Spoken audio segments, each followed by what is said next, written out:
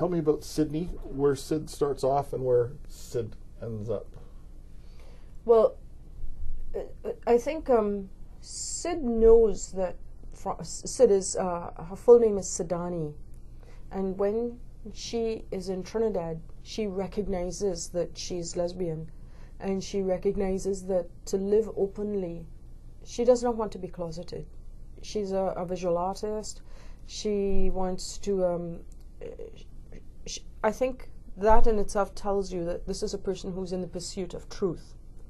When you are, it's hard to live as a closeted person.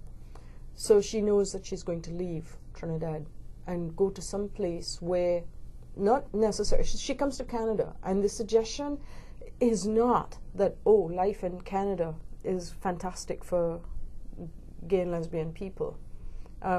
It's a lot better now, 30 years since I've arrived, but when I came it wasn't all that easy.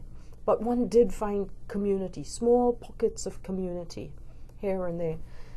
So that's what she comes here looking for, is for both the anonymity to be who she is, and for to have small pockets where she can be whatever she is.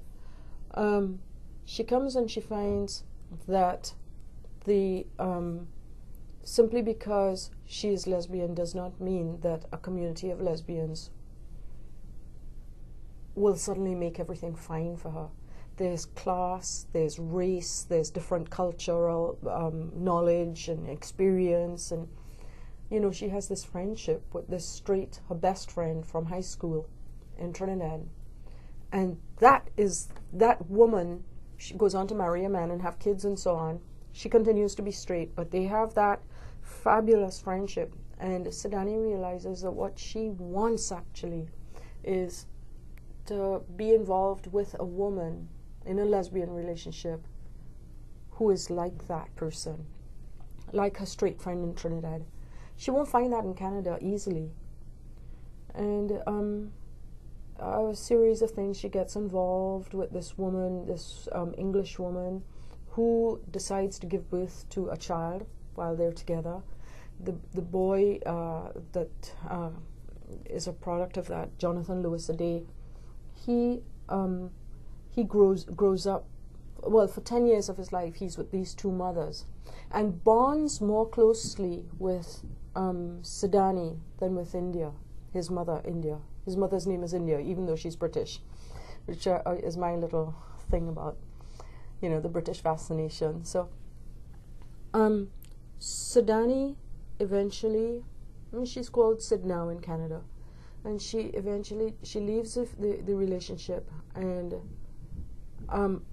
Jonathan goes looking for her when he's 40. He's really traumatized by this rupture in his family, and when he's about 40, he goes searching and finds this parent in Trinidad. He has to leave Toronto and go to Trinidad, finds Sidani, but finds that Sidani has transitioned and is now living as a man, and they have to sort of figure out their relationship from the past and in the present, what that is.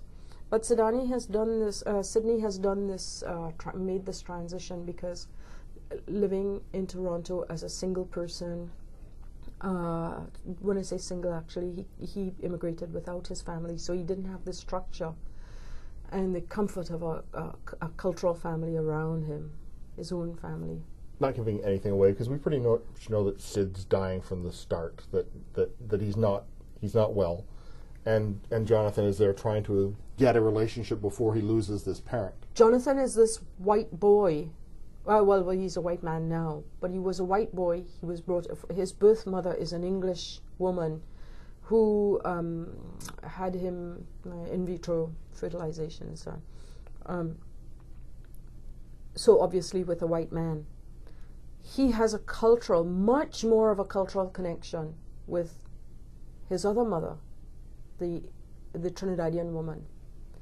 This Trinidadian woman has a great desire to find a Trinidadian style woman, a Trinidadian, not style, but more a culturally Trinidadian as a lover.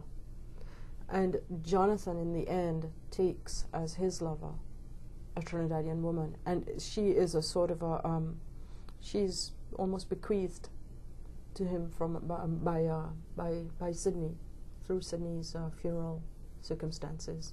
It's bloody complex, the book.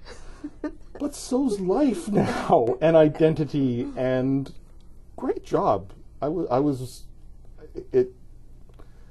It really knocked me sideways like a crab too, and it stopped me.